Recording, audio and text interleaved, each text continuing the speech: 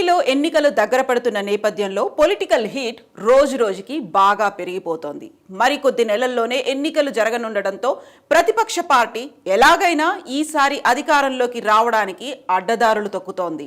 కొత్త సంవత్సరంలో ఏపీలో మళ్లీ వైసీపీనే అధికారంలోకి రావడం ఖాయమనే సంకేతాలు రావడంతో ఎలాగైనా రాష్ట్ర ప్రజల దృష్టిని మరల్చడానికి టీడీపీ, జనసేన పార్టీలు కుట్రలకు తెగబడుతున్నాయి. వైసీపీ కార్యకర్తలపై, కార్యాలయాలపై ప్రత్యక్షంగా, పరోక్షంగా దాడులకు పాల్పడుతున్నారు. ఇప్పటికే వైసీపీ అధినేత సీఎం జగన్ వై నాట్ 175 అనే నినాదంతో ముందుకెళ్తుంటే టీడీపీ, జనసేన పార్టీలలో మాత్రం అంతర్గత కుమ్ములాటలు రోజు రోజుకు మితిమీరిపోతున్నాయి.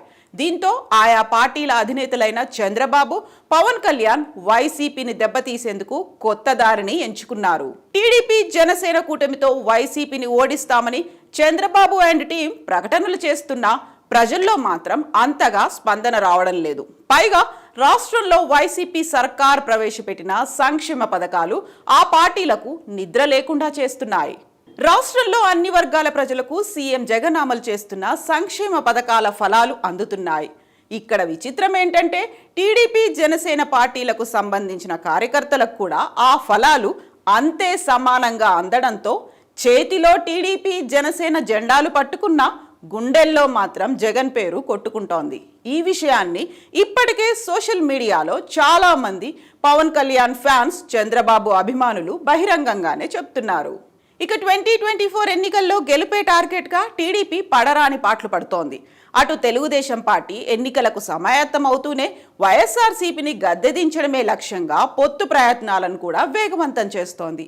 ఈ క్రమంలోనే టీడీపీ అధికారంలోకి రావడం కోసం అడ్డమైన దారులు తొక్కుతూ జనసేన, బీజేపీ, కాంగ్రెస్ పార్టీలతో పొత్తుల కోసం దిగజారి బ్రతిమిలాడుతోందని పలువురు విశ్లేషకులు కూడా తమ అభిప్రాయాలను వెల్లడిస్తున్నారు. అయితే ఎన్నికలు ప్రతిష్టాత్మకంగా మారిన నేపథ్యంలో ముఖ్యమంత్రి వైఎస్ జగన్మోహన్ రెడ్డి అభ్యర్థుల ఎంపికలో ఆచితూచి అడుగులు వేస్తున్నారు. అసెంబ్లీ స్థానాలన్నింటినీ క్లీన్ స్వీప్ చేయాలని లక్ష్యంగా పెట్టుకున్నారు. నియోజకవర్గాల ఇన్ఛార్జీలను మార్చివేస్తూ జనాదరణ లేని ఎమ్మెల్యేలకు టికెట్లను ఇవ్వడానికి నిరాకరిస్తున్నారు. ఇక జగన్ వ్యూహం అర్థం చేసుకోలేకపోయినా టీడీపీ అధినేత చంద్రబాబు తన అంచరగడానికి వైసీపీ నాయకులతో పాటుగా కార్యకర్తలు, కార్యాలయాలపైన దాడులకు దిగమని సిగ్నల్స్ ఇవ్వడంతో దాడులకు తెరలేపారు. ఇక ఈ నేపథ్యంలోనే వీటికి తోడు తాజాగా పోల్ స్ట్రాటజీ గ్రూప్ ఏపీ రాజకీయాలపై ఓ సర్వేను నిర్వహించింది. వచ్చే ఎన్నికల్లో అధికారంలోకి ఎవరు వస్తారో తేల్చి చెప్పింది. ఇప్పటికిప్పుడు ఎన్నికలు జరిగితే ఏ పార్టీ అధికారంలోకి వస్తుంది, ముఖ్యమంత్రి పీఠాన్ని ఎవరు అధిష్టిస్తారనే విషయాన్ని స్పష్టం చేసింది.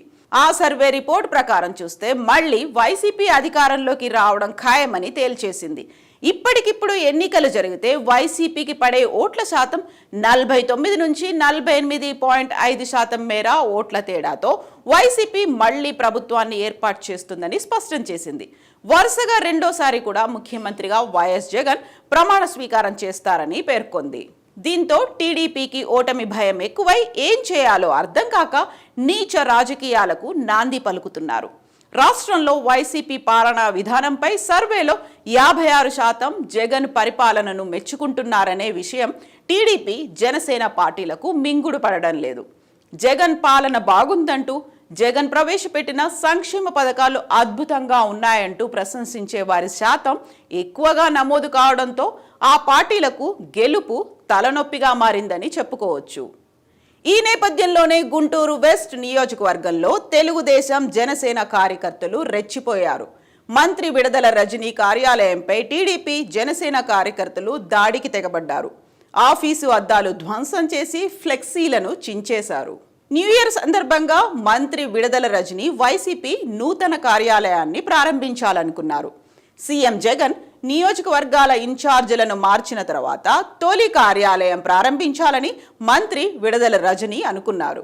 గుంటూరులో డిసెంబర్ 31న అర్ధరాత్రి ఉద్రిక్తత నెలకొంది. విద్యానగర్లోని ఏపీ వైద్యారోగ్య శాఖ మంత్రి విడుదల రజనీ నూతన పార్టీ ఆఫీస్పై టీడీపీ, జనసేన కార్యకర్తలు రాళ్లదాడి చేశారు. కార్యాలయ అద్దాలు ధ్వంసం చేశారు. కొంతమంది టీడీపీ, జనసేన కార్యకర్తలు మంత్రి విడుదల రజనీ కార్యాలయం పక్కనే అర్ధరాత్రి దాటాక ర్యాలీ తీశారు. కార్యాలయం సమీపంలో ఎన్టీఆర్ విగ్రహానికి కార్యకర్తలు పాలాభిషేకం చేశారు. పాలాభిషేకం అనంతరం టీడీపీ జనసేన కార్యకర్తల గుంపులోని కొందరు కార్యాలయంపై రాళ్లతో దాడి చేశారు. దాంతో అద్దాలు ధ్వంసమయ్యాయి. ఈ దాడి కావాలని చేసినట్లు స్పష్టమవుతోంది. ఎందుకంటే మంత్రి విడుదల రజని నూతనంగా గుంటూరు ఇన్ఛార్జ్ బాధ్యతలు స్వీకరించారు.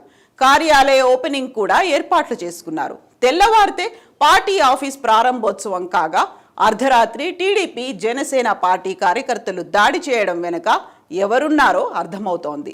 ఇక ఫైనల్ గా దీన్ని బట్టి చూస్తే వచ్చే ఎన్నికల్లో వైసీపీ మరోసారి అధికారంలోకి రావడం ఖాయమనే విషయం